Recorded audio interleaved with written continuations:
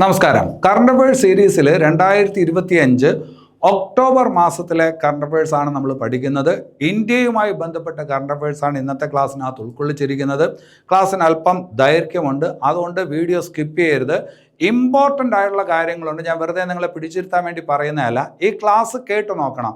കേട്ട് നോക്കിയാൽ തീർച്ചയായിട്ടും നിങ്ങൾക്ക് മനസ്സിലാവും ഇതിനകത്ത് ആവശ്യമില്ലാത്ത ഒരൊറ്റ കാര്യമില്ല. എല്ലാം ഇമ്പോർട്ടൻ്റ് ആയിട്ടുള്ള കാര്യങ്ങളാണ്, പരീക്ഷയ്ക്ക് ചോദിക്കുകയും ചെയ്യും. അത് മാത്രമല്ല, കറണ്ട് അഫയേഴ്സുമായി ബന്ധപ്പെട്ട് കറണ്ട് അഫയേഴ്സ് പഠിക്കുന്നതിന് വേണ്ടിയിട്ട് ആസ്ഥ അക്കാഡമി വളരെ ലളിതമായിട്ടൊരു പുസ്തകം തയ്യാറാക്കിയിട്ടുണ്ട്. 130 രൂപ മാത്രം വിലയുള്ള ഒരു പുസ്തകം. ആ പുസ്തകത്തിനെ കുറിച്ചുള്ള ഡീറ്റെയിൽസ് എല്ലാം ഈ ക്ലാസ്സിൻ്റെ ഏറ്റവും ഒടുവിൽ പറയുന്നുണ്ട്. അതുകൂടി കേൾക്കാൻ വേണ്ടി ശ്രമിക്കുക. ചിലപ്പോൾ ആ പുസ്തകം നിങ്ങളുടെ ജീവിതത്തിൽ ഒരു വഴിത്തിരിവായേക്കാം. എന്തായാലും നമുക്ക് ക്ലാസ്സിനകത്തോട്ട് വരാം. ഞാൻ അജിത് സുമേരു. ഏവർക്കും ആസ്ഥ അക്കാഡമിയുടെ യൂട്യൂബ് ചാനലിലേക്ക് സ്വാഗതം.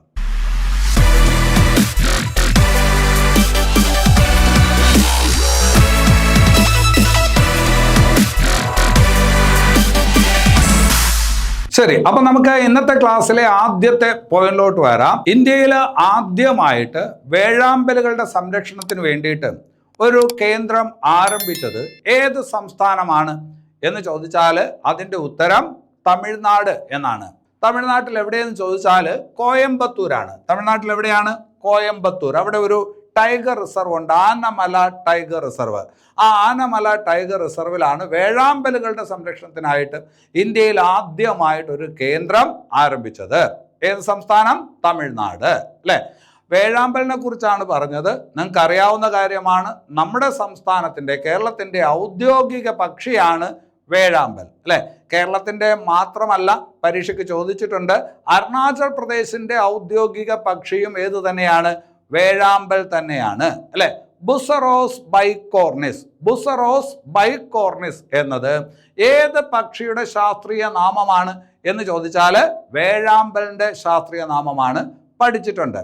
അവിടെ ഒരു കാര്യം കൂടി മനസ്സിലാക്കി വെക്കണം. നമ്മൾ മുമ്പ് പഠിച്ചതാണ് ഫ്ലെമിംഗോ സാങ്ച്വറി. ഈ അടുത്ത കാലത്ത് ദേശാടന പക്ഷികളായിട്ടുള്ള ഫ്ലെമിംഗോ പക്ഷികൾക്ക് വേണ്ടിയിട്ട് ഫ്ലെമിംഗോ സാങ്ച്വറി ആരംഭിച്ചത് ഏത് സംസ്ഥാനമാണ് എന്ന് ചോദിച്ചാലും തമിഴ്നാടാണ്, അല്ലെ? തമിഴ്നാട് ഫ്ലെമിംഗോ സാങ്ച്വറി തുടങ്ങിയത് എവിടെയാണ്? ആ സ്ഥലവും നമ്മൾ പഠിച്ചിട്ടുണ്ട്. ധനുഷ്കോടി, അല്ലെ? ധനുഷ്കോടി എന്ന് പറയുന്ന സ്ഥലത്താണ്. ശ്രദ്ധിച്ചു വെക്കണം. ഇത് പറയുമ്പോൾ തെറ്റിപ്പോകരുത്. ഫ്ലെമിംഗോ ഫെസ്റ്റിവൽ എന്ന് പറയുന്ന ഒരു ഫെസ്റ്റിവൽ ഉണ്ട്. ഫ്ലെമിംഗോ ഫെസ്റ്റിവൽ, ദേശാടന പക്ഷികളായിട്ടുള്ള ഫ്ലെമിംഗോ പക്ഷികളുടെ വരവുമായി ബന്ധപ്പെട്ട് ഫ്ലെമിംഗോ ഫെസ്റ്റിവൽ എല്ലാ വർഷവും നടത്തുന്ന ഒരു സംസ്ഥാനമുണ്ട്. പരീക്ഷയ്ക്ക് ചോദിച്ചിട്ടുണ്ട്. ഏതാണ് ആ സംസ്ഥാനം? ആന്ധ്രാപ്രദേശാണ് എന്നുള്ളത് ഓർത്ത് വയ്ക്കണം. ഇനി അത് കഴിഞ്ഞിട്ട് മറ്റൊരു പ്രധാനപ്പെട്ട പോയിന്റ്, ഡുഗോങ് സംരക്ഷണ കേന്ദ്രം. ഇന്ത്യയിലെ ആദ്യത്തെ ഡുഗോങ് സംരക്ഷണ കേന്ദ്രം നിലവിൽ വരുന്നത് എവിടെയാണ് എന്ന് ചോദിച്ചാലും അതും എവിടെയാണ്? തമിഴ്നാടാണ്. ഡുഗോങ് എന്ന് പറയുന്നത് എന്താണെന്ന് കൂട്ടുകാർക്ക് മനസ്സിലായിട്ടില്ല. ഡുഗോങ് എന്ന് പറയുന്നത് ഒരു ജലസസ്തനിയാണ്. സാമാന്യം നല്ല വലുപ്പമുള്ള ഒരു ജലസസ്തനിയാണ്. ഏത്? ഡുഗോങ്. നല്ല വലുപ്പമുള്ളത് കൊണ്ട് അതിനെ പലപ്പോഴും കടൽ പശു എന്ന് വിളിക്കാറുണ്ട്. ഏതാണ്ട് പശുവിനെ പോലെ ഇരിക്കും. കടൽ പശു എന്ന് വിളിക്കാറുണ്ട്, കടൽ ആന എന്ന് വിളിക്കാറുണ്ട്. അങ്ങനെയുള്ള ഡുഗോങ് എന്ന് പറയുന്ന ജലസസ്തനിക്ക് വേണ്ടിയിട്ട് പ്രത്യേക സംരക്ഷണ കേന്ദ്രം ഇന്ത്യയിൽ ആദ്യമായി ആരംഭിച്ച സംസ്ഥാനവും ഏതാണ്? തമിഴ്നാടാണ്. വളരെ വളരെ ഇമ്പോർട്ടൻ്റ് ആണ്. തമിഴ്നാടിൻ്റെ ഈ ശ്രമങ്ങളെ ഒരുപാട് പരിസ്ഥിതി സംഘടനകൾ, അന്തർദേശീയ തലത്തിലൊക്കെയുള്ള ഒരുപാട് പരിസ്ഥിതി സംഘടനകൾ അഭിനന്ദിച്ചിരുന്നു. അതുമായി ബന്ധപ്പെട്ട് ഒരുപാട് വാർത്തകൾ വന്നിട്ടുണ്ട്. അപ്പൊ അത് ശ്രദ്ധിച്ചു വെക്കണം. ഇന്ത്യയിൽ ആദ്യമായിട്ട് ഡുഗോങ് സംരക്ഷണ കേന്ദ്രം ആരംഭിച്ച സംസ്ഥാനം ഏതെന്ന് ചോദിച്ചാൽ അതും ഏതാണ്? തമിഴ്നാടാണ്. ഇനി അത് കഴിഞ്ഞിട്ട് വേറൊരു ഭാഗത്തോട്ട് വരാം. നിങ്ങൾക്കറിയാം ടോൾസ്റ്റോയി ഫാം, അല്ലെ? ചരിത്രമൊക്കെ പഠിക്കുമ്പോൾ ആ ഭാഗത്ത് നിങ്ങൾ കേട്ടിട്ടുണ്ട്. മഹാത്മാഗാന്ധി ദക്ഷിണാഫ്രിക്കയിൽ ആരംഭിച്ച രണ്ടാമത്തെ ആശ്രമമാണ്. ദക്ഷിണാഫ്രിക്കയിൽ മഹാത്മാഗാന്ധി 2 ആശ്രമങ്ങൾ ആരംഭിച്ചിരുന്നു. ആദ്യത്തെ ആശ്രമമാണ് ഫീനിക്സ് ആശ്രമം, അഥവാ ഫീനിക്സ് സെറ്റിൽമെന്റ് എന്ന് പറയും. ഫീനിക്സ് ആശ്രമം, അല്ലെ? അത് ഡർബൻ എന്ന് പറയുന്ന സ്ഥലത്താണ്. ദക്ഷിണാഫ്രിക്കയിൽ ഡർബൻ എന്ന് പറയുന്ന സ്ഥലത്താണ് മഹാത്മാഗാന്ധി അദ്ദേഹത്തിന്റെ ആദ്യത്തെ ആശ്രമം സ്ഥാപിക്കുന്നത്. അതാണ് ഫീനിക്സ് ആശ്രമം. അദ്ദേഹത്തിന്റെ രണ്ടാമത്തെ ആശ്രമമാണ് ഏത്? Tolstoy farm. ടോൾസ്റ്റോയി ഫാം അതെവിടെയാണെന്ന് ചോദിച്ചാൽ ദക്ഷിണാഫ്രിക്കയിൽ ജോഹന്നസ്ബർഗ് എന്ന് പറയുന്ന സ്ഥലത്താണ്. ഇപ്പൊ ഞാൻ അതിനകത്തോട്ട് വന്നതിൻ്റെ കാര്യം എന്താണ് എന്ന് ചോദിച്ചാൽ, ഈ ടോൾസ്റ്റോയ് ഫാമിൽ ഈ അടുത്ത കാലത്ത് ഒരു തമിഴ്നാട് സ്വദേശിയുടെ പ്രതിമ അനാച്ഛാദനം ചെയ്തു. തമിഴ്നാട് സ്വദേശി ഒരു വനിത അവരുടെ പ്രതിമ അനാച്ഛാദനം ചെയ്തു. ആരുടെ പ്രതിമയാണ് എന്ന് ചോദിച്ചാൽ വള്ളിയമ്മ മുനുസ്വാമി, അല്ലെ? വള്ളിയമ്മ മുനുസ്വാമി. അതിന്റെ കാരണം എന്താണ്? പണ്ട് മഹാത്മാഗാന്ധി ദക്ഷിണാഫ്രിക്കയിലായിരുന്നപ്പോൾ വർണ്ണവിവേചനവുമായി ബന്ധപ്പെട്ട് ഒരുപാട് പോരാട്ടങ്ങൾ നടത്തി. അതിനോടൊപ്പം പ്രവർത്തിച്ചിരുന്ന ഒരു വനിതയായിരുന്നു വള്ളിയമ്മ മുനുസ്വാമി. അന്ന് വർണ്ണവിവേചനത്തിനെതിരായിട്ടുള്ള പോരാട്ടം, ആ പോരാട്ടത്തിനിടയിൽ ഇവർ അറസ്റ്റ് ചെയ്യപ്പെട്ടു, ഇവരെ ജയിലിൽ അടയ്ക്കപ്പെട്ടു. അങ്ങനെ ജയിലിൽ വെച്ച് 16 വയസ്സിൽ മരണപ്പെട്ട വനിതയാണ് വള്ളിയമ്മ മുനുസ്വാമി. അതുകൊണ്ടാണ് അവരുടെ ഓർമ്മയ്ക്കായിട്ട് ഒരു പ്രതിമ ഈ അടുത്ത കാലത്ത് അനാച്ഛാദനം ചെയ്തത്. അപ്പൊ അത് ശ്രദ്ധിച്ചു വെക്കണം. ആ വനിതയുടെ പേരെന്താണ്? വള്ളിയമ്മ മുനുസ്വാമി, അല്ലെ? അപ്പൊ അത് ശ്രദ്ധിച്ച് വയ്ക്കുക. ഇനി അത് കഴിഞ്ഞിട്ട് വേറൊരു ഭാഗത്തോട്ട് വരാം. പൂർണ്ണമായിട്ടും സൗരോർജത്തിൽ പ്രവർത്തിക്കുന്ന ഇന്ത്യയിലെ ആദ്യത്തെ മൃഗശാല നിലവിൽ വന്നത് എവിടെയാണ് എന്ന് ചോദിച്ചാൽ അത് കർണാടകയിലാണ്. പൂർണ്ണമായിട്ടും സൗരോർജത്തിൽ പ്രവർത്തിക്കുന്ന ഇന്ത്യയിലെ ആദ്യത്തെ വിമാനത്താവളം എന്ന് നമ്മൾ പഠിച്ചിട്ടുണ്ട്, അല്ലെ? പൂർണ്ണമായിട്ടും സൗരോർജത്തിൽ പ്രവർത്തിക്കുന്ന ഇന്ത്യയിലെ ആദ്യത്തെ വിമാനത്താവളമാണ് നെടുമ്പാശ്ശേരി വിമാനത്താവളം, കൊച്ചിൻ വിമാനത്താവളം എന്ന് നമുക്കറിയാം. അതുപോലെ പൂർണ്ണമായിട്ടും സൗരോർജത്തിൽ പ്രവർത്തിക്കുന്ന ഇന്ത്യയിലെ ആദ്യത്തെ മൃഗശാല ഏതെന്ന് ചോദിച്ചാൽ അത് Bannerghatta biological park, Karnataka. Bannerghatta biological park എവിടെയാണ്? കർണാടക. ഇത് പറയുമ്പോൾ കഴിഞ്ഞ ക്ലാസ്സിൽ 2-3 ക്ലാസ്സുകൾക്ക് മുമ്പ് നമ്മൾ വേറൊരു കാര്യം പഠിച്ചത് ഓർക്കണം. ഇന്ത്യയിലെ ആദ്യത്തെ ഡിസൈനർ മൃഗശാല, ഇന്ത്യയിലെ ആദ്യത്തെ ഡിസൈനർ മൃഗശാല വന്നത് എവിടെയാണ്? അത് നമ്മുടെ നാട്ടിലാണ്, തൃശ്ശൂരാണ്. തൃശ്ശൂർ പുത്തൂരാണ് ഇന്ത്യയിലെ ആദ്യത്തെ ഡിസൈനർ മൃഗശാല സ്ഥാപിക്കപ്പെട്ടത്. നമ്മൾ പഠിച്ച കാര്യമാണ്. അതുപോലെ നമ്മൾ പഠിച്ചിട്ടുണ്ട് ഇന്ത്യയിലെ ആദ്യത്തെ ശീതീകരിച്ച മൃഗശാല, ഫ്രോസൺ സൂ ഏതാണ് എന്ന് ചോദിച്ചാൽ പത്മജ നായിഡു ബയോളജിക്കൽ പാർക്കാണ്, അല്ലെ? പത്മജ നായിഡു ബയോളജിക്കൽ പാർക്ക് എവിടെയെന്നും പരീക്ഷയ്ക്ക് ചോദിക്കാം. അതെവിടെയാണ്? ബംഗാളിലാണ്. ബംഗാളിലെ ഡാർജിലിംഗിലാണ്. അപ്പോൾ ഇവിടെ ഇപ്പോൾ ഈ ഒക്ടോബർ മാസത്തിലെ കറണ്ട് അഫയേഴ്സിൽ ശ്രദ്ധിക്കേണ്ടത് ബെണ്ണാർഘട്ട ബയോളജിക്കൽ പാർക്ക് എവിടെയാണ്? കർണാടക. എന്താണ് പ്രത്യേകത? ആദ്യമായിട്ട് പൂർണ്ണമായിട്ടും സൗരോർജത്തിൽ പ്രവർത്തിക്കുന്ന മൃഗശാലയാണ് ബെണ്ണാർഘട്ട ബയോളജിക്കൽ പാർക്ക്. അപ്പൊ അത് ശ്രദ്ധിച്ച് വയ്ക്കണം. ഇനി അത് കഴിഞ്ഞിട്ട് കർണാടക സർക്കാർ നൽകുന്ന ഒരു പുരസ്കാരമുണ്ട്, മഹാത്മാഗാന്ധി സേവാ പുരസ്കാരം. 2025 കർണാടക സർക്കാർ നൽകുന്ന മഹാത്മാഗാന്ധി സേവാ പുരസ്കാരം ലഭിച്ചത് ആർക്ക് എന്ന് ചോദിച്ചാൽ അതിൻ്റെ ഉത്തരം രാമചന്ദ്ര ഗുഹ എന്നാണ്. ഞാൻ ഈ ചോദ്യം ഇവിടെ ഉൾക്കൊള്ളിച്ചതിൻ്റെ കാര്യം എന്താണെന്നറിയാമോ? രാമചന്ദ്ര ഗുഹ ആരെന്ന് തീർച്ചയായിട്ടും നിങ്ങൾ അറിഞ്ഞു വയ്ക്കണം. അറിയപ്പെടുന്ന ഒരു ഇന്ത്യൻ ചരിത്രകാരനാണ്. റോമില താപ്പർ ഒരു ചരിത്രകാരിയാണ്, അറിയപ്പെടുന്ന ഒരു ഇന്ത്യൻ ചരിത്രകാരിയാണ് റോമില താപ്പർ, അല്ലെ? അതുപോലെ പ്രശസ്തനായിട്ടുള്ള ഒരു ഇന്ത്യൻ ചരിത്രകാരനാണ് ആര്? ഈ പറഞ്ഞ രാമചന്ദ്ര ഗുഹ. അപ്പൊ അത് ഓർത്തു വെക്കണം. 2025 കർണാടക സർക്കാരിന്റെ മഹാത്മാഗാന്ധി സേവാ പുരസ്കാരം നേടിയ ഇന്ത്യൻ ചരിത്രകാരൻ രാമചന്ദ്ര ഗുഹ. പലപ്പോഴും ചോയ്സിൽ ഇയാളുടെ പേര് പല സാഹചര്യങ്ങളിലും വന്നിട്ടുണ്ട്. ഒന്ന് മനസ്സിലാക്കാൻ വേണ്ടിയിട്ടാണ് ഞാൻ ആ കാര്യം ഇപ്പോൾ ഇവിടെ പറഞ്ഞത്. ഇനി അത് കഴിഞ്ഞിട്ട് national crime records bureau, national crime records ബ്യൂറോയുടെ കണക്കുകൾ അനുസരിച്ച് ഇന്ത്യയിൽ ഏറ്റവും കൂടുതൽ കർഷക ആത്മഹത്യകൾ നടക്കുന്ന സംസ്ഥാനം ഏതെന്നറിയാമോ? അത് മഹാരാഷ്ട്രയാണ്. നാഷണൽ ക്രൈം റെക്കോർഡ്സ് ബ്യൂറോയുടെ കണക്കുകൾ പ്രകാരം ഇന്ത്യയിൽ ഏറ്റവും കൂടുതൽ കർഷക ആത്മഹത്യകൾ നടക്കുന്ന സംസ്ഥാനം ഏതെന്ന് ചോദിച്ചാൽ മഹാരാഷ്ട്രയാണ്. ഇതുപോലെ ഒരു കാര്യം നമ്മൾ നേരത്തെ പഠിച്ചിട്ടുണ്ട്, അത് ഓർത്ത് വയ്ക്കണം. ഇന്ത്യയിൽ ശിശു മരണ നിരക്ക് വളരെ കുറവുള്ള സംസ്ഥാനം. ഈ അടുത്ത കാലത്ത് വന്ന ഒരു റിപ്പോർട്ടിന്റെ അടിസ്ഥാനത്തിൽ പറഞ്ഞതാണ് ഇന്ത്യയിൽ ശിശു മരണ നിരക്ക് ഏറ്റവും കുറവുള്ള സംസ്ഥാനം. ചോയ്സിൽ കേരളമെന്ന് ആദ്യം തന്നെ കൊടുത്തിരിക്കും, എഴുതി തെറ്റിക്കരുത്, മണിപ്പൂരാണ്. ഇനി അത് കഴിഞ്ഞിട്ട് വളരെ ഇമ്പോർട്ടൻ്റ് ആയിട്ടുള്ള മറ്റൊരു പോയിന്റിലോട്ട് വരാം.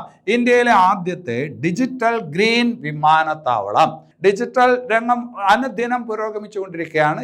എന്ന് പറയുന്ന സാങ്കേതിക വിദ്യ നിങ്ങൾക്കറിയാം. അപ്പോൾ അങ്ങനെയുള്ള ഡിജിറ്റൽ രംഗത്തെ പുതിയ പുതിയ പ്രവണതകളെല്ലാം ഉൾക്കൊള്ളിച്ചുകൊണ്ട് കുറച്ചുകൂടി പരിസ്ഥിതി സൗഹൃദമായിട്ടുള്ള കാര്യങ്ങൾ ഉൾക്കൊള്ളിച്ചുകൊണ്ട് ഇന്ത്യയിലെ ആദ്യത്തെ ഡിജിറ്റൽ ഗ്രീൻ വിമാനത്താവളം ഈ അടുത്ത കാലത്ത് ഉദ്ഘാടനം ചെയ്യപ്പെട്ടു. എവിടെയാണ് ഉദ്ഘാടനം ചെയ്യപ്പെട്ടതെന്ന് ചോദിച്ചാൽ മഹാരാഷ്ട്രയിലാണ്. മഹാരാഷ്ട്രയിൽ നവി മുംബൈ എന്ന് പറയുന്ന സ്ഥലത്താണ്. ആ വിമാനത്താവളം അറിയപ്പെടുന്നത് DB പാട്ടീൽ വിമാനത്താവളം എന്നാണ്. ഇത് പറയുമ്പോൾ ഇതുപോലെ കറണ്ട് അഫയേഴ്സ് ഭാഗത്ത് ചോദിക്കാൻ കൊള്ളാവുന്ന മറ്റൊരു പ്രധാനപ്പെട്ട വിമാനത്താവളമുണ്ട്, ദേവി അഹല്യാഭായ് ഹോൾക്കർ വിമാനത്താവളം. ദേവി അഹല്യാഭായ് ഹോൾക്കർ വിമാനത്താവളം എവിടെയാണെന്ന് കൂട്ടുകാർക്ക് അറിയാം. അത് ഇൻഡോറിലാണ്, അല്ലെ? മധ്യപ്രദേശിലെ ഇൻഡോറിലാണ് ദേവി അഹല്യാഭായ് ഹോൾക്കർ വിമാനത്താവളം. ഇന്ത്യയിലെ ആദ്യത്തെ സീറോ വേസ്റ്റ് വിമാനത്താവളമാണ്, അല്ലെ? ലോക സീറോ വേസ്റ്റ് ദിനമായിട്ട് ആചരിക്കുന്ന ദിവസമാണ് മാർച്ച് 30 എന്ന് നമ്മൾ പഠിച്ചിട്ടുണ്ട്. അതുപോലെ പരീക്ഷയ്ക്ക് ചോദിക്കാൻ സാധ്യതയുള്ളത് കറണ്ട് അഫയേഴ്സ് ഭാഗത്ത് മഹർഷി വാൽമീകി വിമാനത്താവളം എവിടെയാണ് എന്ന് ചോദിച്ചേക്കാം. അത് എവിടെയാണ്? അയോധ്യയിലാണ്. ഉത്തർപ്രദേശിൽ അയോധ്യയിലാണ് മഹർഷി വാൽമീകി വിമാനത്താവളം. അതുപോലെ മനോഹർ പരീക്കർ വിമാനത്താവളം അല്ലെങ്കിൽ മോപ്പ വിമാനത്താവളം എവിടെയെന്നും പരീക്ഷയ്ക്ക് ചോദിച്ചേക്കാം. അതും ഇമ്പോർട്ടൻ്റ് ആണ്. അത് ഗോവയിലാണ്. ഗോവയിലെ രണ്ടാമത്തെ ഇന്റർനാഷണൽ എയർപോർട്ടാണ് മനോഹർ പരീക്കർ വിമാനത്താവളം. അപ്പം അതൊക്കെ ഒന്ന് ശ്രദ്ധിച്ച് വയ്ക്കുക. ഇനി അത് കഴിഞ്ഞിട്ട് വേറൊരു ഭാഗത്തോട്ട് വരാം. ഇന്ത്യയിൽ ആദ്യമായിട്ട് നദിക്കടിയിലൂടെയുള്ള ടണൽ റോഡ് നിർമ്മിക്കപ്പെടുന്നത് ഏത് നദിയിലാണ്? ടണൽ റോഡ് എന്ന് പറയുമ്പോൾ നമ്മൾ പറയും തുരങ്കപാത. മലയാളത്തിൽ പറയുമ്പോൾ തുരങ്കപാത. പെട്ടെന്ന് മനസ്സിലാവും ഒരു കാര്യം പറഞ്ഞാൽ മതി. കുതിരാൻ തുരങ്കം, ഒരു മല തുരന്ന് ഈ പറഞ്ഞ തൃശ്ശൂരിനെയും പാലക്കാടിനെയും തമ്മിൽ ബന്ധിപ്പിക്കുന്ന നാഷണൽ ഹൈവേയിലുള്ള ഒരു തുരങ്കമാണ് ഏത്? കുതിരാൻ തുരങ്കം എന്ന് നിങ്ങൾക്ക് അറിയാം, അല്ലെ? കുതിരാൻ തുരങ്കം. അപ്പോൾ രണ്ട് സ്ഥലങ്ങളെ തമ്മിൽ മല തുറന്ന് ബന്ധിപ്പിക്കുന്നതാണ് ടണൽ റോഡ് എന്ന് പറയുന്നത്. ഇന്ത്യയിൽ ആദ്യമായിട്ട് ഒരു നദിക്ക് അടിയിൽ ടണൽ റോഡ് പണിയുന്നു. ഏത് നദിക്കടിയിലാണ് ടണൽ റോഡ് പണിയുന്നത്? ബ്രഹ്മപുത്ര നദിയിലാണ്. ബ്രഹ്മപുത്ര നദി, അല്ലെ? അത് പറയുമ്പോൾ അത് എവിടെയാ വരുന്നത് എന്നുകൂടി ഓർത്തോണം. ബ്രഹ്മപുത്ര നദി കൂടുതലും ഒഴുകുന്ന ഒരു സംസ്ഥാനത്തൂടെയാണ് ആസാം, അല്ലെ? അരുണാചൽ പ്രദേശിൽ കൂടി ബ്രഹ്മപുത്ര നദി ഇന്ത്യയിലോട്ട് വരും. പിന്നീട് അത് കഴിഞ്ഞിട്ട് ആസാമിലൂടെ ഒഴുകിയാണ് അത് ബംഗ്ലാദേശിലോട്ട് പോകുന്നത്.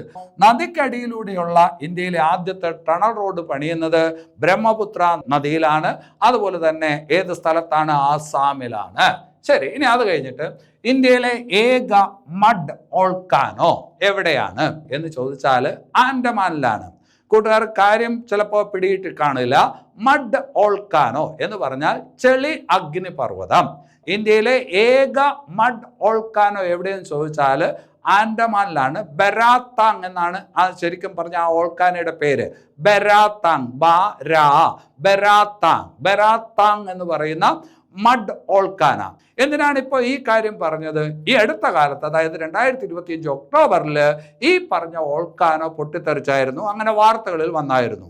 അപ്പോൾ ഇന്ത്യയിലെ ഏക ചെളി അഗ്നിപർവ്വതം അല്ലെങ്കിൽ എങ്ങനെ പറയാം മഡ് വോൾക്കാനോ എവിടെയാണ് എന്ന് ചോദിച്ചാൽ ആൻഡമാനിലാണ്.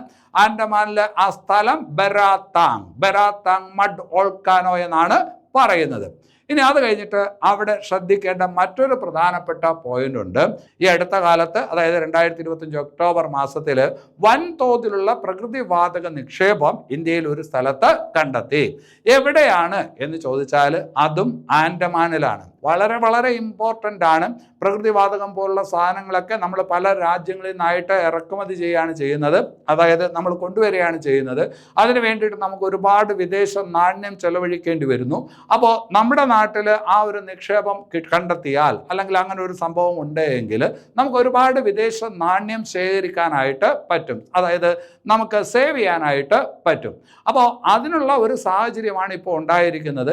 ഇന്ത്യയിൽ വൻതോതിലുള്ള പ്രകൃതിവാതക നിക്ഷേപം ഈ അടുത്ത കാലത്ത് കണ്ടെത്തിയത് എവിടെയാണ് എന്ന് ചോദിച്ചാൽ ആൻഡമാനിലാണ്. കൃത്യം ആ സ്ഥലം പറഞ്ഞാൽ ശ്രീവിജയപുരം. ശ്രീവിജയപുരം എന്ന് പറയുന്നത് പുതിയ ഒരു പേരാണ്. പഴയ പേര് നിങ്ങൾക്ക് അറിയാം, പോർട്ട് ബ്ലെയർ അല്ലെ. ആൻഡമാൻ്റെ ഈ പറഞ്ഞ ക്യാപിറ്റൽ ആണ് ഏത്? പോർട്ട് ബ്ലെയർ. അതിൻ്റെ പുതിയ പേരാണ് ശ്രീ വിജയപുരം. വേറൊരു കാര്യം കൂടിയുണ്ട്, നമ്മൾ നേരത്തെ മഡ് ഓൾക്കാനയുടെ കാര്യം പറഞ്ഞതുകൊണ്ടാണ് ബാരൻ ദ്വീപ് എന്ന് കേട്ടിട്ടുണ്ടോ? ബാരൻ ദ്വീപ് അതിൻ്റെ പ്രത്യേകത എന്താണ്? ഇന്ത്യയിലെ ഏക സജീവ അഗ്നിപർവ്വതം അല്ലെ. ഇന്ത്യയിലെ ഏക ചെളി അഗ്നിപർവ്വതമാണ് നമ്മളിപ്പോൾ പറഞ്ഞത്. ഏതാണ്? മഡ് ഓൾക്കാനയാണ് പറഞ്ഞത്. ആൻഡമാൻ ബരാത്താങ് അല്ലെ. അതുപോലെ ഇന്ത്യയിലെ ഏക സജീവ അഗ്നിപർവ്വതം എന്ന് നമ്മൾ പഠിക്കുന്ന ഒരു സാധനമുണ്ട്, അതാണ് ബാരൻ ദ്വീപ്. ബാരൻ ദ്വീപ് എവിടെയാണ്? ആൻഡമാനിലാണ്. അപ്പൊ അതൊക്കെ ഒന്ന് ശ്രദ്ധിച്ച് വയ്ക്കണം. ഇനി അത് കഴിഞ്ഞിട്ട് വേറൊരു ഭാഗത്തോട്ട് വരാം. INS ആന്ത്രോത്ത്. എന്താണ്? INS ആന്ത്രോത്ത്. ഇതുപോലെ ഒരു പേര് നമ്മൾ നേരത്തെ പഠിച്ചിട്ടുണ്ട്, INS അർണാല. എന്താണ് INS അർണാല? ഇന്ത്യ തദ്ദേശീയമായിട്ട് നിർമ്മിച്ച ആന്റി സബ്മറൈൻ ഷാലോ വാട്ടർ വാർക്രാഫ്റ്റ് ആണ് ഏത്? INS അർണാല അല്ലെ. നമ്മൾ വിശാഖപട്ടണത്ത് വെച്ച് കമ്മീഷൻ ചെയ്ത ഒരു ഈ പറഞ്ഞ എന്താണ്? വാർക്രാഫ്റ്റ് ആണ് INS അർണാല. അതായത് സബ്മറൈനുകളെ നശിപ്പിക്കാൻ വേണ്ടിയിട്ടുള്ള ഈ പറഞ്ഞ എന്താണ്? ഒരു യുദ്ധ കപ്പൽ എന്ന് നമുക്ക് പറയാം. അതാണ് INS അർണാല അല്ലെ. സബ്മറൈൻ എന്ന് പറഞ്ഞു കഴിഞ്ഞാൽ വെള്ളത്തിനടിയിലൂടെ ഈ പറഞ്ഞ തുഴഞ്ഞു വന്ന് അല്ലെങ്കിൽ മുങ്ങി വന്ന് നമ്മളെ നശിപ്പിക്കാൻ വേണ്ടിയിട്ട് ശ്രമിക്കുന്ന അന്തർവാഹിനികളുണ്ട്. അങ്ങനെയുള്ള അന്തർവാഹിനികളെ നശിപ്പിക്കാൻ വേണ്ടിയിട്ട് ഉപയോഗിക്കുന്ന വാർക്രാഫ്റ്റ് ആണ് ഏത്? ഈ പറഞ്ഞ INS അർണാല. എന്താണ് പ്രത്യേകത? ഇന്ത്യ തദ്ദേശീയമായി നിർമ്മിച്ച ഈ പറഞ്ഞ വാർക്രാഫ്റ്റ്, ആന്റി സബ്മറൈൻ ഷാലോ വാട്ടർ വാർക്രാഫ്റ്റ് ആണ് INS അർണാല. ഇപ്പോ അതുപോലെ വേറൊരെണ്ണം കൂടി ഇന്ത്യ ഈ പറഞ്ഞ് എന്ത് ചെയ്തു? കമ്മീഷൻ ചെയ്തു. ഇന്ത്യ തദ്ദേശീയമായി നിർമ്മിച്ച രണ്ടാമത്തെ ഷാലോ വാട്ടർ ആന്റി സബ്മറൈൻ വാർക്രാഫ്റ്റ് എന്ന് ചോദിച്ചാൽ INS ആന്ത്രോത്താണ്. ആന്ത്രോത്താണ് കുറച്ചുകൂടി ഇമ്പോർട്ടൻ്റ്. ആദ്യം പറഞ്ഞതാണ് INS അർണാല. ഇപ്പോൾ ഒരെണ്ണം കൂടിയായി INS ആന്ത്രോത്ത് അല്ലെ. ആന്ത്രോത്ത് എന്ന് പറയുമ്പോൾ ഒരു കാര്യം കൂടി ഓർത്തോണം, ലക്ഷദ്വീപ്. ലക്ഷദ്വീപിൽ 1036 ദ്വീപുകളുണ്ടെന്ന് നമുക്കറിയാം. അതിൽ 10 ദ്വീപുകളിൽ മാത്രമാണ് ജനവാസമുള്ളതെന്നറിയാം. ആ ജനവാസമുള്ള ദ്വീപുകളിൽ ഏറ്റവും വലിയ ദ്വീപാണ് ആന്ത്രോത്ത് എന്നറിയാം. ഏറ്റവും കൂടുതൽ ജനസംഖ്യയും ഏറ്റവും വലുപ്പമുള്ളതുമായിട്ടുള്ള ലക്ഷദ്വീപിലെ ദ്വീപാണ് ഏത്? ആന്ത്രോത്ത്. അപ്പൊ അതൊന്ന് ഓർത്ത് വയ്ക്കണം. ഇനി അത് കഴിഞ്ഞിട്ട് വേറൊരു കാര്യത്തിലോട്ട് വരാം. റാഫേൽ യുദ്ധവിമാനം. ഈ അടുത്ത കാലത്ത് നമ്മൾ ഫ്രാൻസിൽ നിന്ന് സ്വന്തമാക്കിയ അത്യാധുനിക യുദ്ധവിമാനമാണ് റാഫേൽ യുദ്ധവിമാനം. റാഫേൽ യുദ്ധവിമാനത്തിൽ സഞ്ചരിച്ച ആദ്യ രാഷ്ട്രപതി ആരാണ് എന്ന് ഇനിയുള്ള കാലങ്ങളിൽ പരീക്ഷയ്ക്ക് വന്നേക്കാം. അങ്ങനെയാണെങ്കിൽ അതിൻ്റെ ഉത്തരം ദ്രൗപദി മുർമു എന്നാണ്. റാഫേൽ യുദ്ധവിമാനത്തിൽ പറന്ന ആദ്യത്തെ ഇന്ത്യൻ രാഷ്ട്രപതി ആരെന്ന് ചോദിച്ചാൽ ആരാണ്? ദ്രൗപദി മുർമു. അതേസമയം യുദ്ധവിമാനത്തിൽ സഞ്ചരിച്ച ആദ്യ ഇന്ത്യൻ രാഷ്ട്രപതി ആരെന്ന് ചോദിച്ചാൽ APJ അബ്ദുൽ കലാം ആണെന്നറിയാം അല്ലെ. APJ അബ്ദുൽ കലാം. APJ അബ്ദുൽ കലാമിന് ശേഷം ഇന്ത്യയുടെ 12ാമത് രാഷ്ട്രപതി പ്രതിഭാ പാട്ടീൽ, ഇന്ത്യയുടെ ആദ്യത്തെ വനിതാ രാഷ്ട്രപതി പ്രതിഭാ പാട്ടീലും യുദ്ധവിമാനത്തിൽ പറന്നിട്ടുണ്ട്. അവരാണ് 2ാമത്തെ രാഷ്ട്രപതി. അതുപോലെ യുദ്ധവിമാനത്തിൽ പറന്ന 3ാമത്തെ രാഷ്ട്രപതി, നേരത്തെ സുഖോയ് യുദ്ധവിമാനത്തിൽ ആര് പറന്നിട്ടുണ്ട്? ദ്രൗപദി മുർമു പറന്നിട്ടുണ്ട്. അപ്പൊ യുദ്ധവിമാനത്തിൽ പറക്കുന്ന 3ാമത്തെ രാഷ്ട്രപതിയാണ്. പക്ഷേ ഈ പറഞ്ഞ മറ്റു 2 പേർ റാഫേൽ യുദ്ധവിമാനത്തിൽ പറന്നിട്ടില്ല. റാഫേൽ യുദ്ധവിമാനത്തിൽ പറക്കുന്ന ആദ്യത്തെ ഇന്ത്യൻ രാഷ്ട്രപതി ആരെന്ന് ചോദിച്ചാൽ അതാരാണ്? ദ്രൗപദി മുർമു ആണ്. വേറെ രീതിയിൽ ചോദിക്കാൻ 2 വ്യത്യസ്ത യുദ്ധവിമാനങ്ങൾ, സുഖോയിലും അതുപോലെ തന്നെ റാഫേൽ യുദ്ധവിമാനത്തിലും പറന്ന ആദ്യത്തെ രാഷ്ട്രപതി ആരെന്ന് ചോദിച്ചാലും ആര് തന്നെയാണ്? ദ്രൗപദി മുർമു ആണ് ഇന്ത്യയുടെ 15ാമത് രാഷ്ട്രപതി അല്ലെ. ഇന്ത്യയുടെ 15ാമത് രാഷ്ട്രപതി. അപ്പൊ അത് ഓർത്ത് വയ്ക്കണം, പരീക്ഷയ്ക്ക് ചോദിക്കാൻ കൊള്ളാവുന്ന ഒരു പോയിന്റ് ആണ്. ഇനി അത് കഴിഞ്ഞിട്ട് കേന്ദ്ര സർക്കാരിൻ്റെ ഒരു പദ്ധതിയിലോട്ട് വരാം. വളരെ ഇമ്പോർട്ടൻ്റ് ആണ്. വികസിത് ഭാരത് ബിൽഡത്തോൺ. എന്താണ് ഈ പദ്ധതി കൊണ്ട് ഉദ്ദേശിക്കുന്നത്? കുട്ടികളെ അല്ലെങ്കിൽ വിദ്യാർത്ഥികളെ എന്താണ് ശാസ്ത്ര സാങ്കേതിക രംഗത്ത് അടുപ്പിക്കുന്നതിന് വേണ്ടിയിട്ടുള്ള കേന്ദ്ര സർക്കാരിൻ്റെ ഒരു പദ്ധതിയാണ് വികസിത് ഭാരത് ബിൽഡത്തോൺ. വികസിത് ഭാരത് ബിൽഡത്തോൺ. ഈ പറഞ്ഞ പദ്ധതിയുടെ ബ്രാൻഡ് അംബാസഡറായിട്ട് ഒരാളെ നിയമിച്ചു. ആരെയാണ് നിയമിച്ചത് എന്ന് ചോദിച്ചാൽ ശുഭാംശു ശുക്ല അല്ലെ. ശുഭാംശു ശുക്ല ആര് എന്ന് നിങ്ങൾക്ക് അറിയാം. രാകേഷ് ശർമ്മയ്ക്ക് ശേഷം ബഹിരാകാശ ദൗത്യത്തിന്റെ ഭാഗമായിട്ട് ബഹിരാകാശത്ത് പോയ 2ാമത്തെ ബഹിരാകാശ സഞ്ചാരിയാണ്. അതുപോലെ തന്നെ വേറെ രീതിയിൽ നമുക്ക് പറയാനായിട്ട് പറ്റും, അന്താരാഷ്ട്ര ബഹിരാകാശ നിലയത്തിലെത്തിയ ആദ്യ ഇന്ത്യക്കാരൻ ആരെന്ന് ചോദിക്കുമ്പോൾ അതിന്റെ ഉത്തരവും ഏത് തന്നെയാണ്? ശുഭാംശു ശുക്ല, അല്ലെ? ആ ദൗത്യമാണ്, സ്പേസ് എക്സിന്റെ ആ ദൗത്യമാണ് ഏത്? ആക്സിയം 4 എന്ന് നമ്മൾ പഠിച്ചിട്ടുണ്ട്. ആക്സിയം 4 എന്ന് പറയുന്ന സ്പേസ് എക്സിന്റെ ദൗത്യത്തിന്റെ ഭാഗമായിട്ട് അന്താരാഷ്ട്ര ബഹിരാകാശ നിലയത്തിലെത്തിയ ആദ്യ ഇന്ത്യക്കാരനാണ് ആര്? ശുഭാംശു ശുക്ല എന്നുള്ളത് ഓർത്ത് വയ്ക്കുക. ഇനി അത് കഴിഞ്ഞിട്ട് വന്ദേ മാതരം. എന്താണ് വന്ദേ മാതരം എന്ന് നമുക്കറിയാം. ഇന്ത്യയുടെ ദേശീയ ഗീതമാണ്, അല്ലെ? ദേശീയ ഗാനമല്ല, ഇന്ത്യയുടെ ദേശീയ ഗീതമാണ് വന്ദേ മാതരം. ദേശീയ ഗീതം, നാഷണൽ സോങ് ആണ് വന്ദേ മാതരം. ആര് രചിച്ചു എന്ന് നിങ്ങൾക്ക് അറിയാം. ആരാണ് രചിച്ചത്? ബങ്കിം ചന്ദ്ര ചാറ്റർജി. ബങ്കിം ചന്ദ്ര ചാറ്റർജി. പരീക്ഷകൾക്ക് എപ്പോഴും ചോദിക്കുന്ന ഒരു ചോദ്യമുണ്ട്. ആനന്ദമഠം എന്ന് പറയുന്ന ഒരു നോവലുണ്ട്, ബങ്കിം ചന്ദ്ര ചാറ്റർജിയുടെ ആനന്ദമഠം എന്ന് പറയുന്ന നോവൽ. ആ നോവലിലാണ് ഈ പറഞ്ഞ ഗാനം ഉൾക്കൊള്ളിച്ചിട്ടുള്ളത്. ഏതാണ്? വന്ദേ മാതരം എന്ന് പറയുന്ന ഗാനം ഉൾക്കൊള്ളിച്ചിട്ടുണ്ട് എന്ന് നിങ്ങൾ പഠിച്ചിട്ടുമുണ്ട്, അല്ലെ? 1876 വന്ദേ മാതരം എന്ന് പറയുന്ന ആ ഗാനം ആര് രചിക്കുന്നത്? ബങ്കിം ചന്ദ്ര ചാറ്റർജി രചിക്കുന്നത് 1876. അത് ആദ്യമായിട്ട് ഒരു പൊതു ചടങ്ങിൽ പരസ്യമായിട്ട് ആലപിച്ചത് 1896. പരീക്ഷയ്ക്ക് ചോദിക്കുന്നതാണ്. അത് ഏത് സമ്മേളനത്തിലാണെന്ന് നിങ്ങൾക്ക് അറിയാം. ഇന്ത്യൻ നാഷണൽ കോൺഗ്രസിന്റെ 1896 കൽക്കട്ടയിൽ വെച്ച് നടന്ന വാർഷിക സമ്മേളനത്തിലാണ് വന്ദേ മാതരം ആദ്യമായിട്ട് പരസ്യമായിട്ട് ഒരു പൊതുസ്ഥലത്ത് ആലപിക്കപ്പെടുന്നത്. ആരാണ് അവിടെ അന്ന് ആലപിച്ചത് എന്നുള്ളതും പ്രധാനപ്പെട്ടതാണ്. രവീന്ദ്രനാഥ് ടാഗോർ ആണ് ആദ്യമായിട്ട് ഇന്ത്യൻ നാഷണൽ കോൺഗ്രസിന്റെ 1896 കൽക്കട്ട വാർഷിക സമ്മേളനത്തിൽ വന്ദേ മാതരം എന്ത് ചെയ്തത്? ആലപിച്ചത് എന്നുള്ളതും കൂടി ഓർത്തു വെക്കണം. അപ്പൊ 1876 ഇത് രചിക്കപ്പെട്ടത്, അല്ലെ? അപ്പൊ 2025 ആയപ്പോ ഇതിന്റെ 150ാം വാർഷികമാണ്. വന്ദേ മാതരത്തിന്റെ 150ാം വാർഷികമാണ് എന്ന് അറിഞ്ഞു വെക്കുക.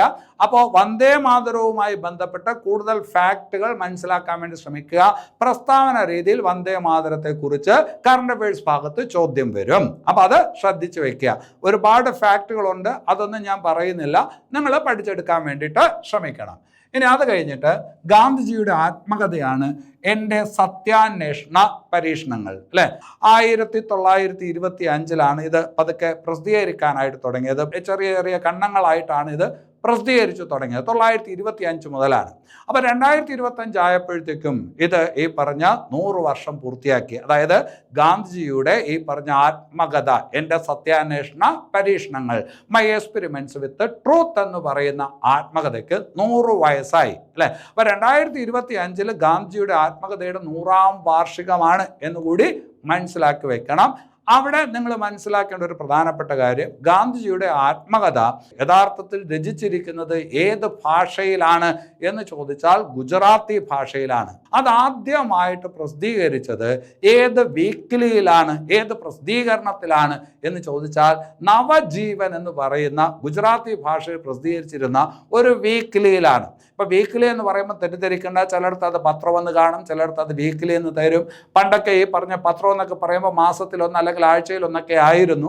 അതിനെ നമ്മൾ പത്രമൊന്നും പറയും. അപ്പൊ ചിലയിടത്ത് പത്രം എന്ന് കൊടുത്തേക്കും, ചിലയിടത്ത് വീക്കിലി എന്ന് കൊടുത്തേക്കും, വേറെ കുഴപ്പമൊന്നുമില്ല. അപ്പൊ ഗുജറാത്തി ഭാഷയിൽ പ്രസിദ്ധീകരിച്ചു കൊണ്ടിരുന്ന എന്താണ് നവജീവൻ എന്ന് പറയുന്ന വീക്കിലിയിലാണ് ഈ ഗാന്ധിജിയുടെ ആത്മകഥ ആദ്യമായിട്ട് പ്രസിദ്ധീകരിച്ച് തുടങ്ങുന്നത്. 925 മുതൽ 929 വരെയുള്ള കാലയളവിലാണ് ആ പറഞ്ഞ ആത്മകഥ പ്രസിദ്ധീകരിച്ചിരുന്നത്. അപ്പൊ അതൊന്ന് ഓർത്ത് വയ്ക്കുക. അപ്പോൾ അത് ഗുജറാത്തി ഭാഷയിലാണ്. പിന്നെ അതിൻ്റെ ഇംഗ്ലീഷ് പരിഭാഷ, അതും പരീക്ഷയ്ക്ക് ചോദിക്കാൻ കൊള്ളാവുന്ന ചോദ്യമാണ്.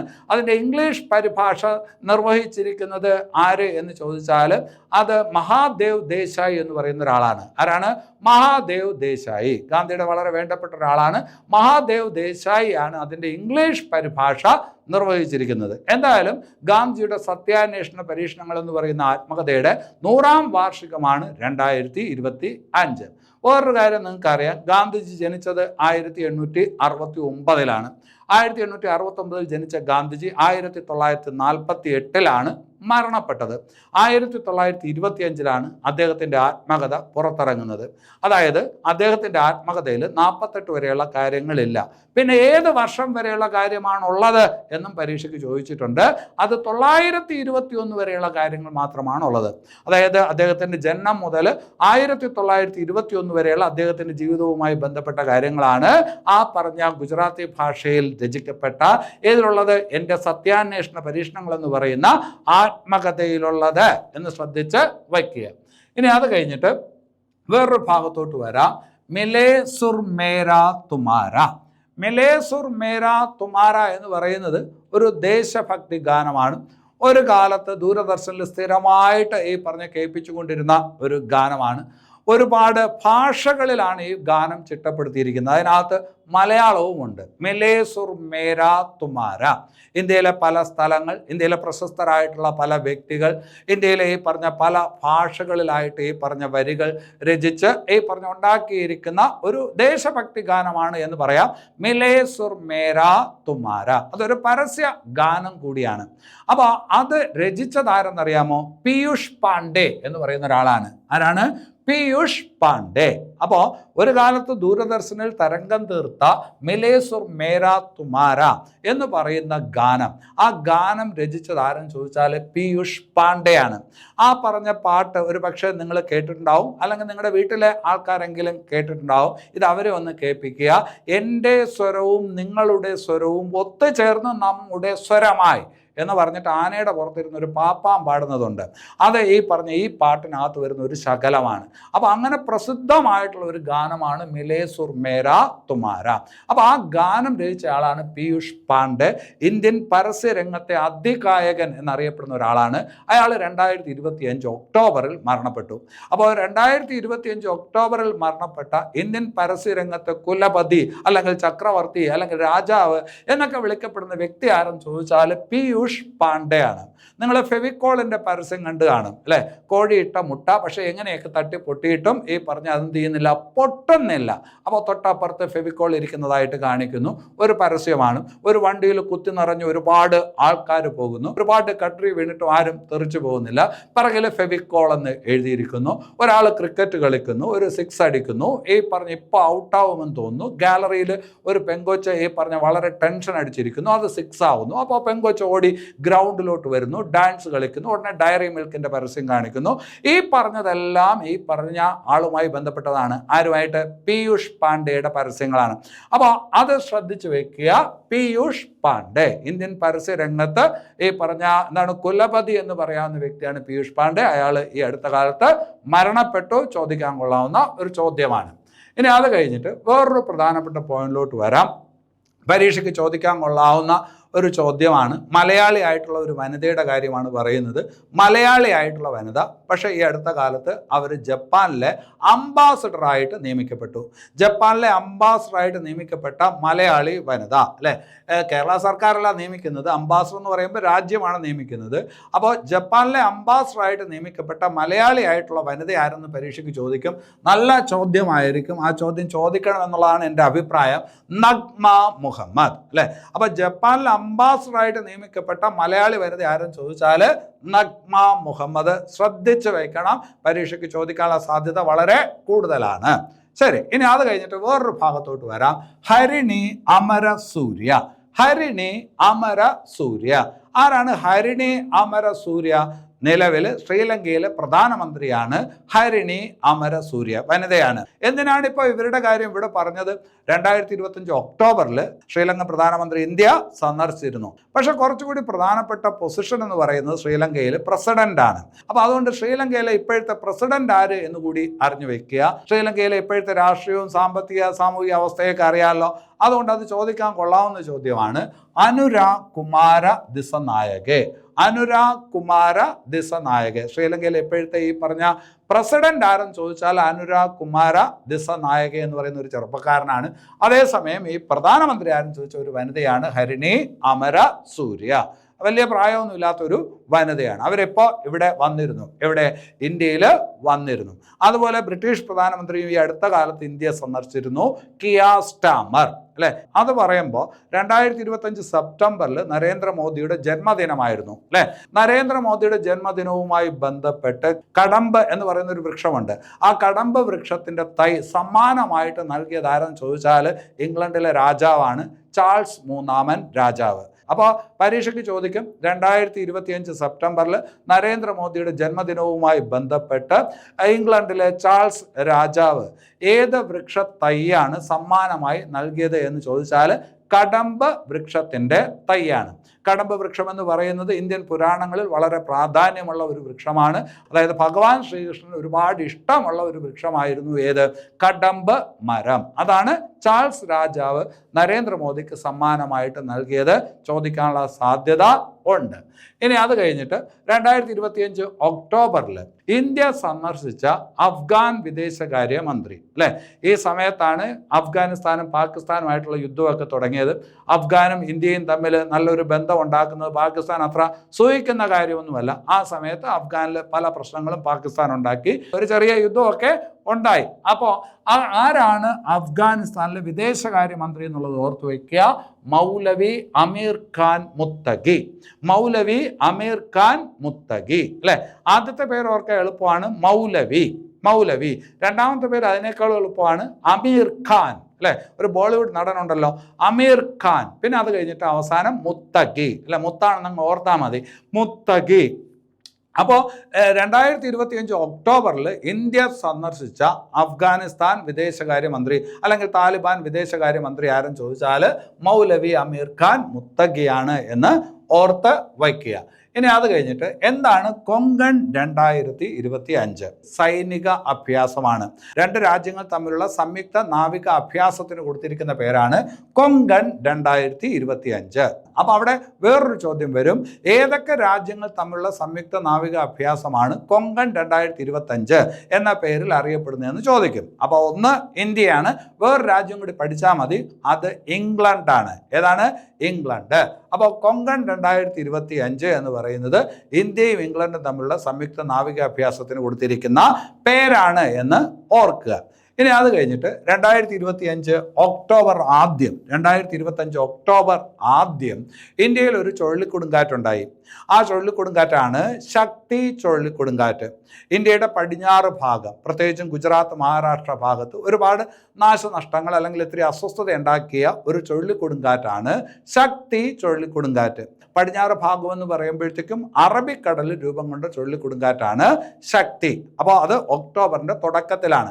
പക്ഷേ ഒക്ടോബറിൻ്റെ അവസാന ഭാഗത്ത് ഇന്ത്യയുടെ കിഴക്ക് ഭാഗത്ത് മറ്റൊരു ചുഴലിക്കൊടുങ്കാറ്റ് വന്നു. ആ ചുഴലിക്കൊടുങ്കാറ്റിൻ്റെ പേരാണ് മോന്ത. എന്താണ്? മോന്ത, MONTHA, മോന്ത ചുഴലിക്കൊടുങ്കാറ്റ്. ചുഴലിക്കൊടുങ്കാറ്റുകൾ എപ്പോഴും രൂപം കൊള്ളുന്നത് സമുദ്രഭാഗത്താണ്. അതിൽ നിന്ന് വേറിട്ട് നിൽക്കുന്ന വേറൊരു പ്രതിഭാസമുണ്ട്, ടൊർണാഡോ എന്ന് പറയും. ടൊർണാഡോ എപ്പോഴും രൂപം കൊള്ളുന്നത് കരയിലായിരിക്കും. ഏതാണ്ട് ഇതുപോലുള്ള ഒരു ചുഴലിയാണ്. കരയിൽ രൂപം കൊള്ളുന്ന ഒരു പ്രത്യേക പ്രതിഭാസമാണ് ടൊർണാഡോ. അത് ഈ പറഞ്ഞ താഴെ നിന്ന് മുകളിലോട്ട് മേഘങ്ങളിലോട്ട് വ്യാപിച്ചു പോകുന്ന ഈ പറഞ്ഞൊരു കാറ്റാണ്, അത് ടൊർണാഡോ.